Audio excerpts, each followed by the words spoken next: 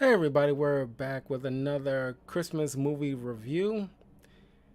Uh we'll be reviewing I still consider it like a Christmas movie, even though when it came out it was in April, but it has Christmas stuff in it.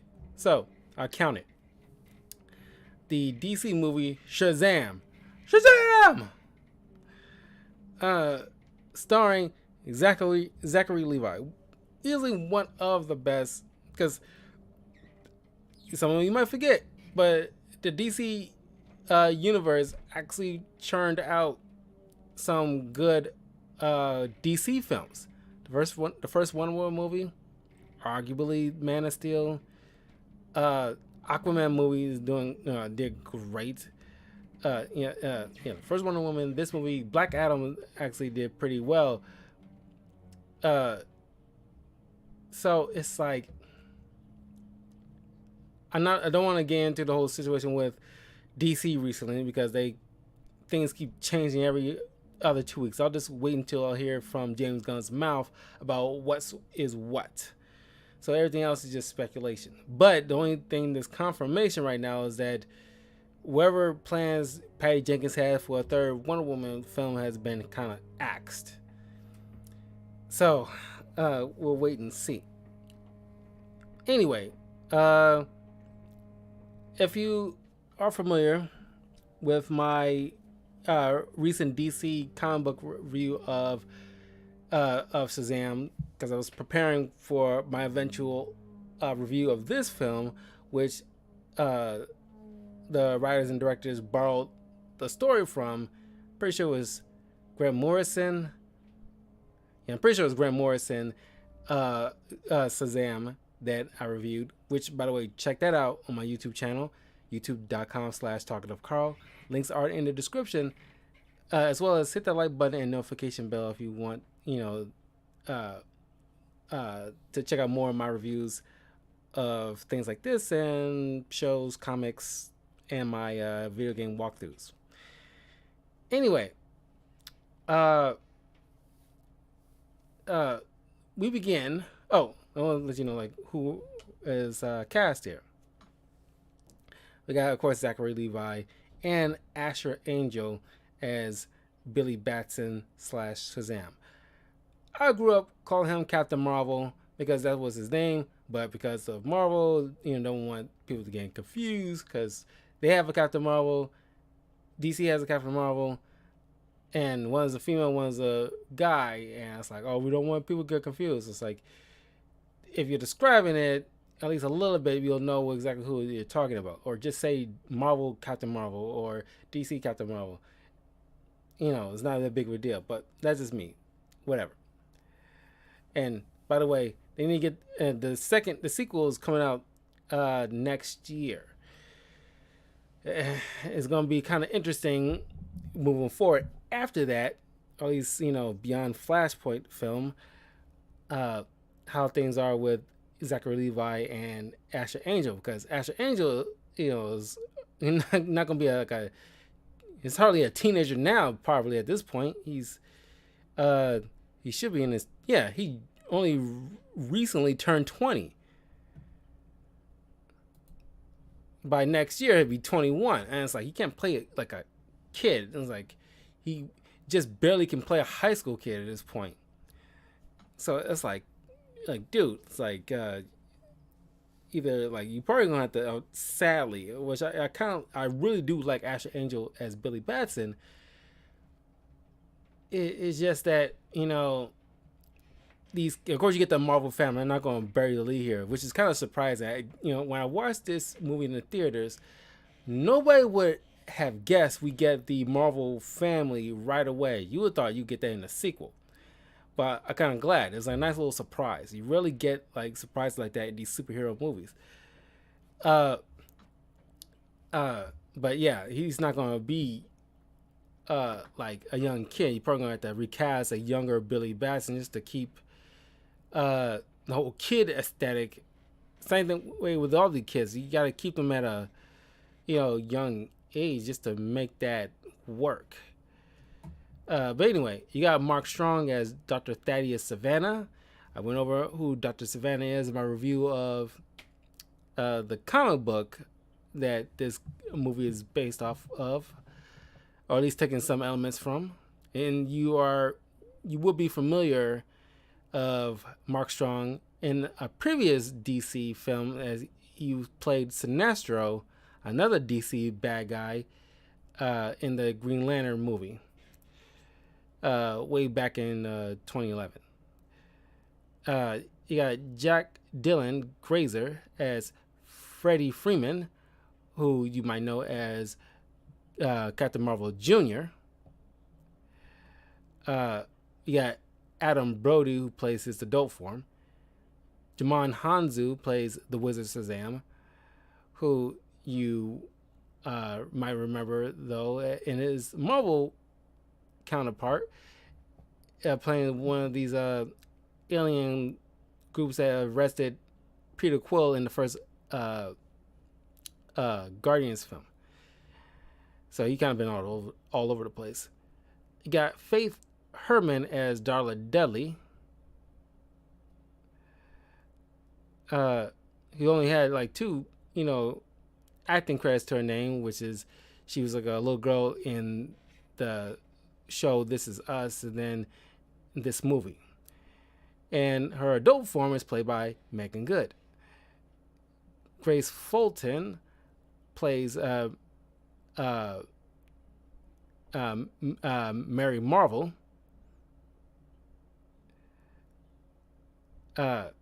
Michelle Borth plays her adult form, which it took me a minute to realize there were actually two different actresses, because honestly, it's like they kind of look the same. It's like, because Grace Fulton doesn't even look that much older or younger, I should say, than Michelle Borth. They look like maybe just shy by a year or two from each other. You got Ian Chen as Eugene Choi. His adult form, Ross Butler. And then you got Javon Armand as Pedro Pena. DJ Cotrona plays his adult form. And then, of course, you got the foster parents, Rosa and Victor Vasquez, played by Marta Millens and Cooper Andrews.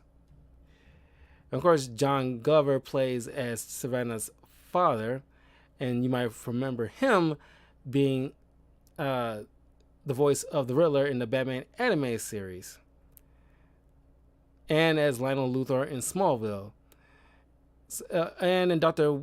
Jason Woodrue in the Batman and Robin 1997 film. So he has his hands in a lot of DC properties, and he's very, very, very good. He's one of the reasons why I love the Riddler so much, as one of my favorite comic book villains of all time. And of course, this movie takes some elements from the movie Big, because that's how it was marketed as for such a long time, and it does show. Even has like a little shout out in one scene. Anyway, early 70s, young Thaddeus Savannah is being driven by his father with his older brother in tow on the way home from a Christmas party, or on the way to a Christmas party. I forget which way. But then a light shines, because this is like, Thaddeus is getting like, verbally abused by both his father and brother. And of course, he's just portrayed as this dweeby kid. And flash of light shown, he's magically transported to the Rock of Eternity, where he meets the wizard. And he's saying like, "Oh, I'm looking for a pure of heart champion. Could it be you?" But of course, Savannah gets slightly tempted by the 7 deadly sins, which are just like statues that imprison the spirits of the 7 deadly sins that corrupted mankind a long time ago. And which, by the way, I want to because I did do a review of Black Adam, which you should check out. And I completely forgot about this part because I didn't bring it up there because it's like completely freaking different, or at least wasn't addressed in Black Adam movie, because it seems like they just want to forget about what was kind of brought up here. But the Wizard mentioned how he chose poorly of a champion, and that said champion caused the release of the Seven Deadly Sins.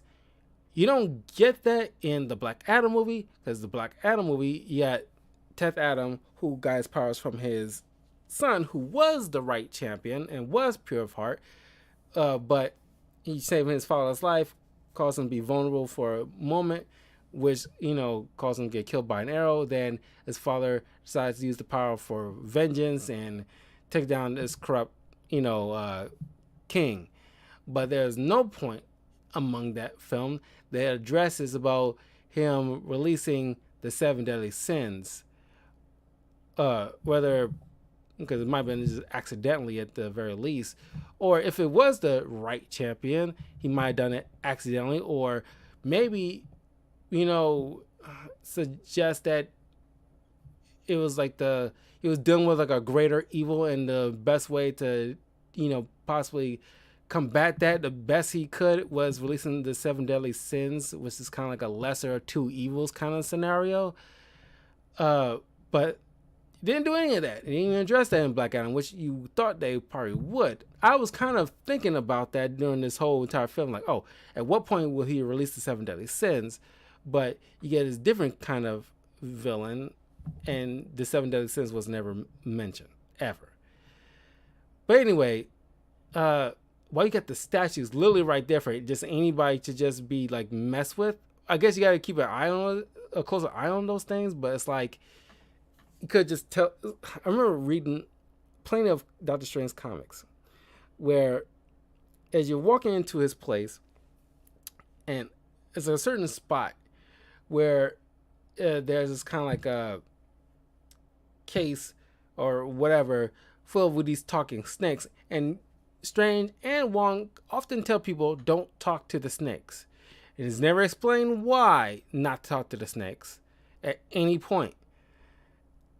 But you would have it would probably been a good idea to have the Wizard saying like, don't talk to the statues or something like that, because they will corrupt you. They're the Seven Deadly Sins. But of course they got into their hooks a little bit into Savannah, where he's looking at this little glowing MacGuffin orb and trying to get him to release them. And of course, the Wizard deemed that is unworthy, sends him back, and of course he freaks out, causing the father to crash, ends up causing him to be paralyzed from the waist down, and of course that ends up furthering their disdain for this kid, and driving them further wedge between that relationship. Then fast forward to the present, we meet Billy Batson, who tricks some cops into a trap so he can go through their computer to try to track down his mom, because that's what he's been doing while he was in this foster care system. He wants to find his real mom, because he got separated from her when he was younger at this carnival, and thinking she never found him, but he is doing his darndest to try to find her. But then he gets abducted by the Vasquezes, and then he meets the foster children. And I like this interaction between him and Freddie Freeman, where about oh, this is very Game of Thrones up here, because you see Freddie Freeman often using like crutches to get around, because he has it's kind of like the Tiny Tim syndrome here, which now I'm thinking about it, kind of feeds in the whole narrative of being a Christmas thing. He's very much Tiny Tim personified. Except he's not sickly or anything like that. So, and he has this obsession with superheroes, because they live in a world full of superheroes. He has this replica of a Batarang and a authentic bullet that was used to puncher, not puncher, but like that hit Superman and stopped dead, and he kept it, and it's like, oh, it's worth probably at least $500-600 worth. And I like the moment where it's like, oh, he gets very Game of Thrones here. I'm just messing with you, like, he was just screwing around with Billy. Yeah, I thought that's pretty fun. It's very charming. You instantly like this kid. Uh,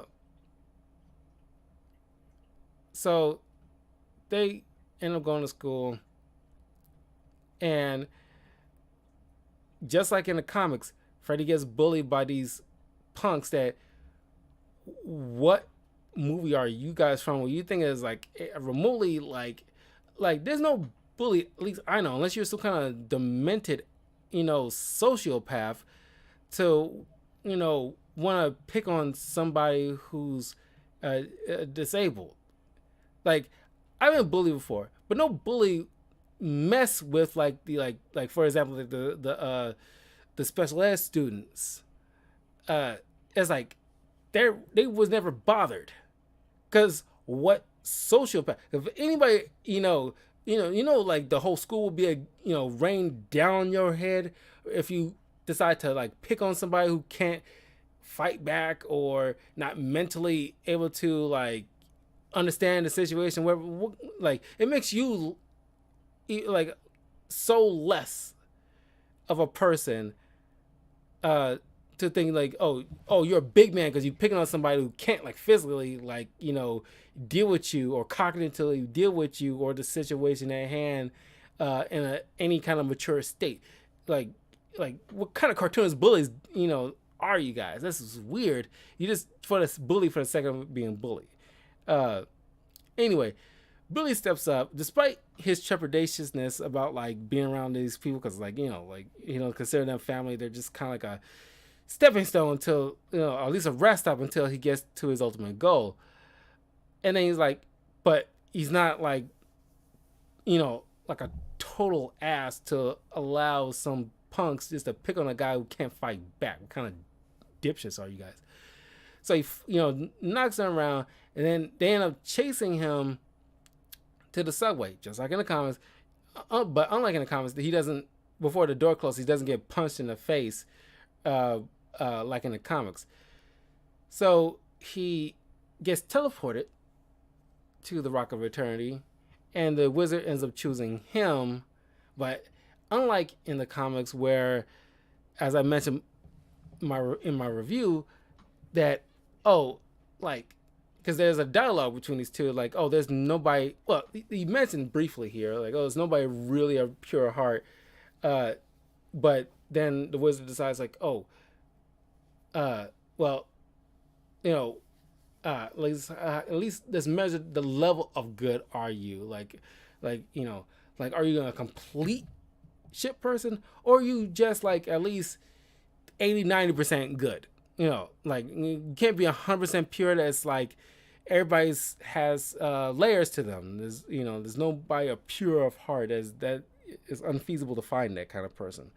Even Superman, Captain America, they fall short from time to time. Very rarely out of many people, but even they tend to do so once every blue moon. Not every blue moon, but once every other blue moon kind of situation. But like nobody's like totally infallible. So he gives Billy the power because he has like at least good enough of a heart to trust him, because like he at this point has no choice, because the sins are gone. Because Savannah eventually, because he's like a scientist, he managed to build his own little wing of a company, despite not being seen by his or respected by his father and brother. He carved out a little chunk of a company for himself, and he used it to do this heavy research into other people who had experienced the same experience he has where they were magically transported to a place where a wizard uh, was looking for somebody pure of heart and blah blah blah. They thought it was all a dream, but then with clues left by a person who managed to record an event where there's like an alarm clock, there's these symbols popping up where it adds to the final puzzle piece he needs to open up the magical doorway, which causes one of his scientist leads to get turned to ash upon touching it. But then once he touches it, it doesn't turn him. Never understood why that happened. Maybe because since he'd been there before, maybe it's just like, oh, uh, he got touched, at least lightly by the magic, which prevented him from being, any kind of negative feedback. So he goes there and chastises the wizard for what had happened to him after he just blipped him back to where he plucked him from, and causes and just like blames him for all the misery his father and brother rained down on his head because of what he did, and decides to take the orb, release the 7 days sentence, which made him their champion, absorb them in his body to make him strong and fast, and he can even shoot lightning a little bit. And he knocks out the wizard and takes off. You also get a little bit here of Mr. Mind, another Shazam bad guy roster villain.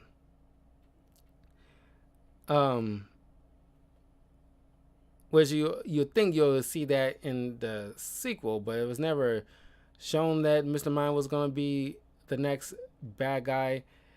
There's these ancient goddesses played by Helen Mirren and Lucy Liu, which I'm very interested in see who they are, because I'm not familiar with the characters they're portraying, at least not offhand. So the wizard at this point has no choice but to choose Billy because he's good enough and that has to work. So he trusts in Billy to with his power. So if Billy takes off, now in Zachary Levi form, transfers back to the subway where some weird guy is all up in his face. Like, why would you be that close? He's just probably a weirdo doing a train. But like, why would you be invading a guy's space like that? Like, woo, that's a bad outfit. Kind of like, I guess he's trying to harken to like the Superman thing would come in on like a dude in the 70s complimenting Superman on his outfit. But it's like, ooh, dude, your shoes are, you rocking those shoes. Like, get out of my freaking face. But Billy heads home and gets Freddy's help, to figure out his, power. They discover he can shoot lightning, move really fast, invulnerable, strong, especially after stopping a gas station robbery, which they're having like a ball with, and like getting all these junk food and everything like that. Like I said, it's like very harkens to the comic, Grant Morrison comic. And after all these testings and everything like that, and of course they end up ditching school in the process, but then Freddy suggested that because the Buzz still like antagonizing him. It's like you better, because they still haven't figured out like a superhero name for him, like Mr. Sparkle Fingers or Thundercrack, things like that. And it's like, oh, I know Sparkle Fingers. He'll be here and he's gonna show you that me and him are friends. And of course they don't believe him. And Billy's like, dude, I'm not doing that. It's like, because Billy is like, the only thing he wants to do is exploit the powers to make some money, so he could probably just go, so that way he can just, because he wants to just take care of himself and just find his mom. Because he's still like, he considered Freddy and the rest of the people like, decent people, they're friends, but it's like, I don't consider y'all family because you're not blood related kind of situation. So this sparks a fight between these two because, later on, which I'm kind of glad Freddie kind of uh, expressed this, because after uh, Shazam was showing off his lightning powers, one of them kind of hit like a bus's tire, which caused it to careen off road, which you see like an awesome move by Shazam catching that.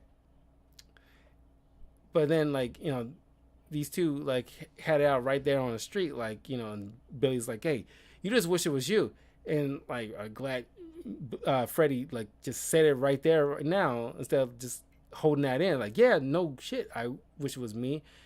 Because I'm not gonna sit there and I want to actually do something with it. I'm not gonna sit there and waste it like you're doing. And then here comes Savannah, you know, uh, kicking Billy's ass, and we're gonna realize you're just like a 14-year-old kid, and pretty much doing what you expect Black Adam to have been doing, like in the comics, but they kind of swapped it out with Savannah. I think it still works, but he's tossing Billy around. Billy eventually learns how to fly, despite them like, oh, you gotta believe you can fly, and he keeps saying that like he's about to sing the R. Kelly song. But then it goes to this convenience store where you see the whole big inside joke there with the floor piano. But then he's like starting tossing stuff at Savannah, Batman figurine thing, and all this other stuff. But then you saw Shazam disappears, in the crowd in his human form. But then Savannah using Freddy and the others later on as bait to convince Billy to come back home so he can take his power. Oh, and by the way, the first thing Savannah does when he got his power is just kill off his father and brother and the board members of Savannah Industries. And this is probably the when I saw this in like the theater, it kind of got like, wow, they're pushing that PG-13 rating because it's like, holy crap, this gets kind of like a horror show. The only thing is they don't have any blood around, but like you could easily have just like a floor full of blood, because these deadly sins just munching on everybody. And but all the while this is going on, Billy finally, thanks to Eugene, finally tracks down his real mother, who changed her last name back to her previous maiden name, which was never established, because they mentioned like the father was in prison when he was a kid, probably still there, but she wouldn't have gone by the last name Batson in the first place. You mentioned, she changed her name back to her maiden name. That would imply these two were married, but clearly, because she explains to him that she decides to just abandon him once the police have him in their hands, because he was like a 17-year-old kid. The father took off. The mom's father disowned her because she had like a child young, teenage pregnancy and everything like that. So she was 17 years old, don't know what to do, and decides she briefly lost him, but she did find him once she saw him in the hands of a police officer, but decides not to go, which distraughts Billy, knowing that she just didn't want him. But I wouldn't say that it goes as far as she didn't want him, but she just couldn't. She felt like she couldn't hack it as a mother, and this is probably her only way out, which is kind of sad. This is really sad. So he gets that call. You think it's Freddie and the others, but Savannah, saying "Oh, come home, Billy," and so he flies back to the foster home, the foster parents are out looking for Billy, not knowing this whole entire situation. And uh, in lieu of him hurting his foster family, he decides to go with Savannah to the Rocket of Eternity to transfer his powers to Thaddeus. But uh, the other kids decide to follow, and uh, Freddy throws the batarang at Thaddeus' head, which caused a cut because this clues in Billy to know that when all when the more the sins that relieves Thaddeus' body, the more vulnerable he is. So they escape and decide to head back to Earth. And there's a funny moment in like a strip club thing, and because like while they mess around testing out Billy's powers, they stop. Oh, because he's adult form, he can just go to places that adults only can go.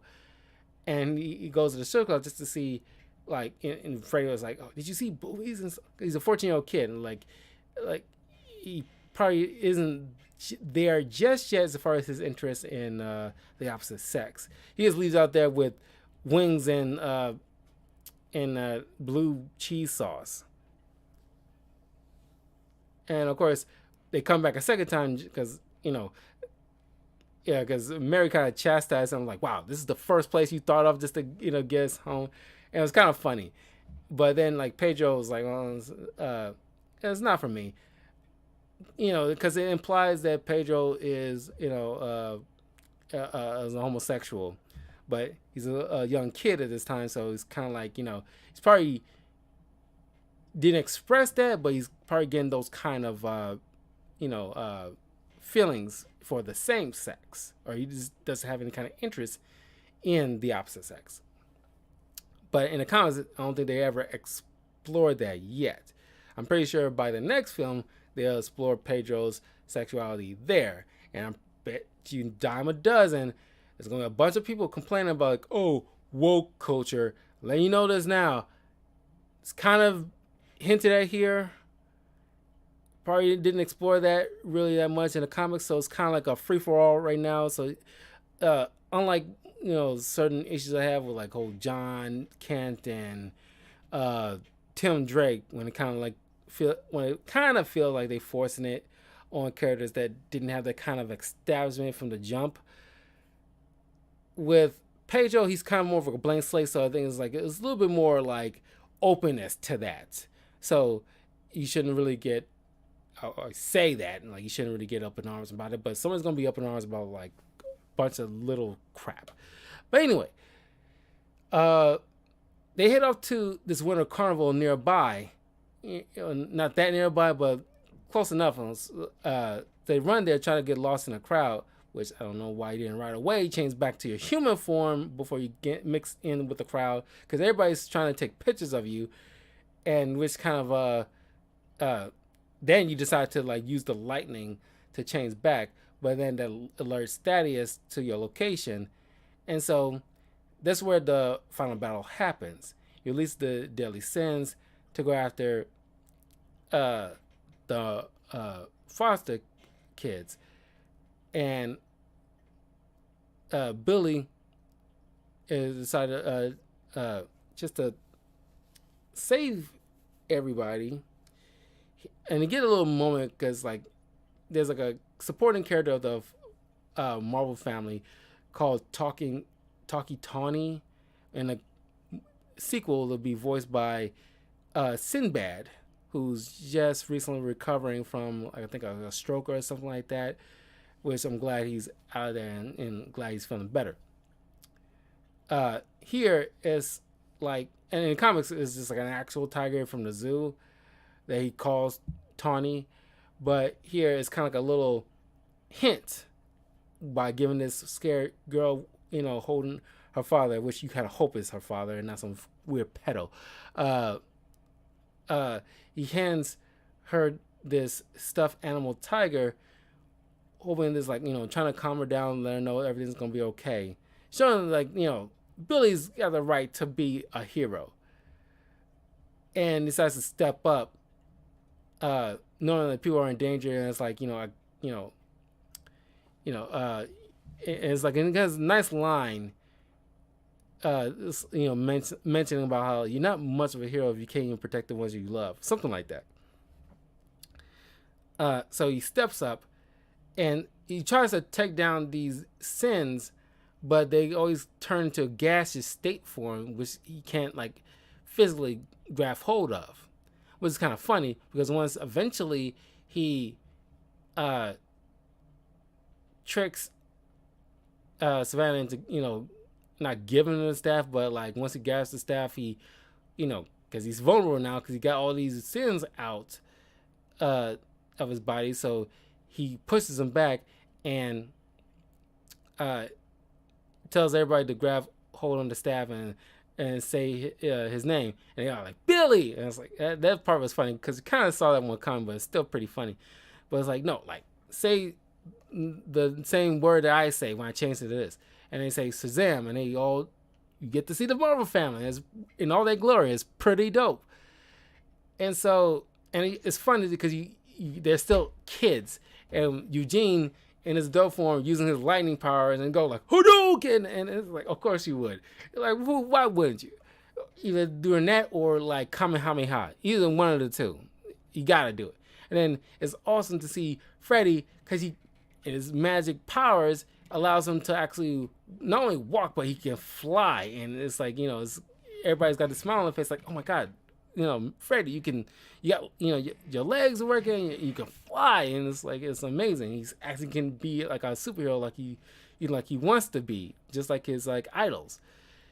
And of course they taking down all these sins and saving people, but here's the thing.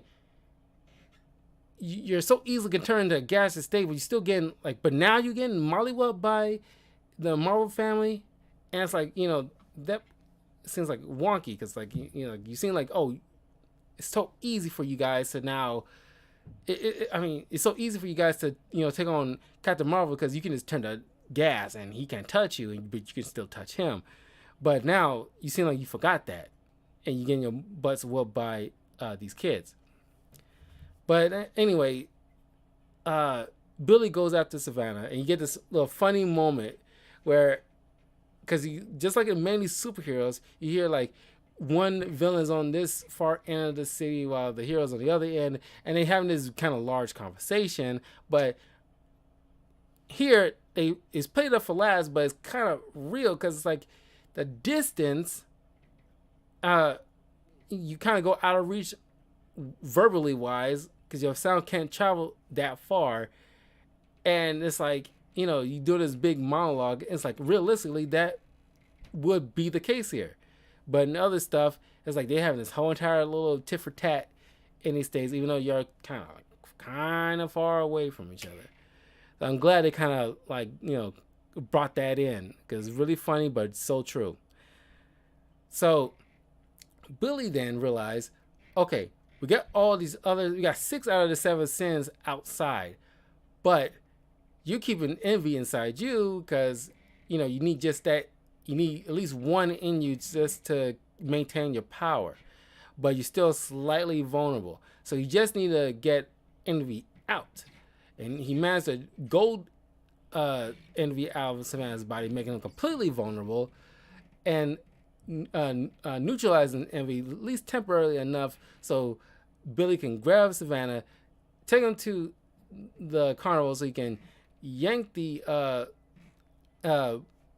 magic orb out of his eye socket just before the sin started attacking him, and causing like Savannah to get arrested.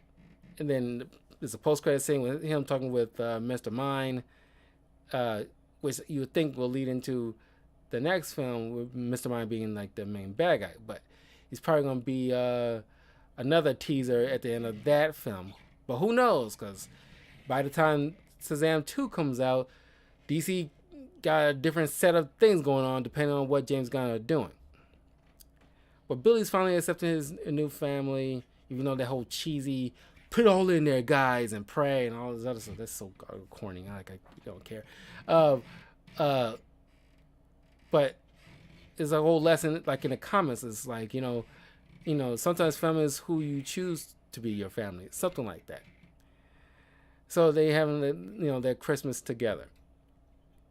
So yeah, I mean, Shazam, that is still fun, still a great film. Oh, and how awesome! And of course, they didn't do it because at that time we didn't know what state Henry Cavill was, considering the whole Mission Impossible fake lip CGI thing that went on prior to that. We didn't know Henry Cavill was going to still be Superman, so we got like some dude in like a Superman costume, but you don't see his face, and because you know all the Freddy's because Freddy's sitting at a lunch table, and the bullies are still mocking him because like, oh, you lied to us. Oh, I guess you don't have no friends. And then of course, his foster siblings come to sit down, even, despite at least this is once, despite not having the same lunch period, they're sitting with their brother, so he won't be sitting alone. And then Billy in his Shazam form comes in with a lunch plate. And it's like, hey guys, and everybody's crowding. All the kids are losing their minds. Like, oh my god, it's I don't know if they even call him Shazam yet by this point. I think they probably will in the second film. But like, oh my god, it's like it's like Shazam. It's like, yo, this guy taught me everything I know, people. And he sits down with him, and it's like he tells him like, I also brought another friend to have lunch with us, and then all the kids are gasping and losing their minds, and here comes Superman with his own plate, and like Freddy looking at, oh, and that's where it ends. That's like a perfect way to end like a film. Just like your idol, Superman, no less, because I would lose my mind if I get to have lunch with Henry Cavill. Like, I'm having lunch with fucking Superman. I'm like, how freaking dope is that? Like, I would lose my mind. Oh my god, that's like, just because like Freddy, no doubt, probably like the coolest person in this school. Literally, probably would be legends told about him long after he graduate. Because like he's why won't you be the man forever? Like till like till the sun burns out. Just having like Freddy, like Legends of Freddy being friends with Superman and Shazam, all throughout history of this school moving forward. I love that part. That part still gets me. Despite that, we didn't know at the time whether Henry Cavill will be Superman anymore. He is Superman moving forward. I'm glad because, despite the so-called reports of, or at least rumors of Jason Momoa switching from Aquaman to Lobo, that's rumors. It's not really, that's not valid, because that wouldn't make any fucking sense. You already been established as, Gal Gadot is Wonder Woman, Henry Cavill is Superman, Black Adam, The Rock, Jason Momoa, Aquaman, Zachary Levi, Shazam. Everybody's still like the same people that playing, except for like, Ezra Miller is probably the only odd man out, and Amber Heard is probably the only odd people out because of their shenanigans so they've been doling out in the past year or two. Yeah, I mean, this movie is so much fun. Despite like the little nitpicks I have as far as like, like the Sin's powers work and, things like that. It's just like, it's like a fun movie. It's probably like better than we thought it was gonna be, but we had so much hope for this, like, cause like, so at that time DC's track record was kind of slim, but over time, right now it's like they're kind of breaking even at this point. You gotta kind of maintain momentum, and you kind of will get over that hurdle you've been under for such a long time, despite like the background scenes of all these issues you guys been having. Despite that, you're maintaining your track. Just don't lose that momentum with all the backseat, behind the scenes BS. That's what I think. I still have hope for the DC universe, and despite everything, they're still uh, they're maintaining their course. They're getting up there slowly but surely. But just give them a chance, people. I love Marvel, but I also love DC, and they got some good stuff under the belt now. They got like at least a handful of stuff, and they just gotta maintain that trajectory. But anyway, what you guys think of Shazam? Uh, uh, all your likes and dislikes. Let me know. Uh, like, do you think they're gonna have to change out if there's a third a third Shazam movie? Do you think they're gonna have to swap out uh, the children that we have now with other children to maintain that young age? Because also Zachary Levi and all the other people who's playing their adult forms in the Marvel family are going to get slightly older. They probably got a good 10 years on them to maintain the superhero personas. But the children probably got even a shorter lifespan, not lifespan, but shorter time frame to maintain that young age to make that all work. Because pretty soon they're going to be growing facial hair and stuff like that. But anyway, I will see you guys a little bit later for some more video game walkthroughs. I thought I'll have JoJo's Bizarre Adventure Stone Ocean ready for me to review this weekend, but it's probably going to be next week, along with my last comic book movie of comic book review of the year next week, and I'll see if I can fit in a third Christmas movie along the way. It all depends. But anyway, I'll see you guys